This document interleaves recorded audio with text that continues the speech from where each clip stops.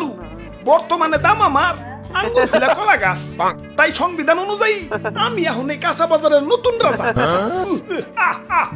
আরে বেটা জয় মহারাজের জয়, জয় দেশি আলুর জয়। ওই ওইসে ওইসে ওইসে থাম থাম। রাজা হইয়া ভালোই লাগতাছে, জানি না কতদিন রাজা থাকতে পারবো। বাজারের যে অবস্থা, কখন যে কার দাম বাইরা হুট করে রাজা হয়ে যায় কখন যায় না। তাই যতদিন রাজা আছে রাজত্ব উপভোগ করতেই।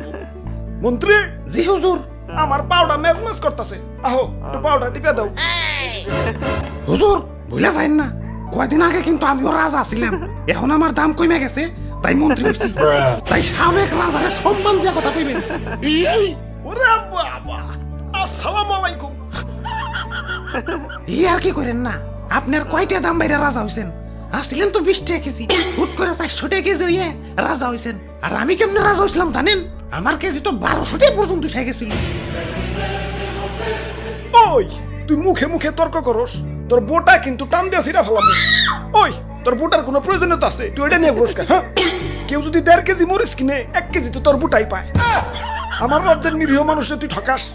ওই ওরে আমার রাজ্যের বাইরে ফেলে দেয়, যত বড় সাইজ না তত বড় কথা।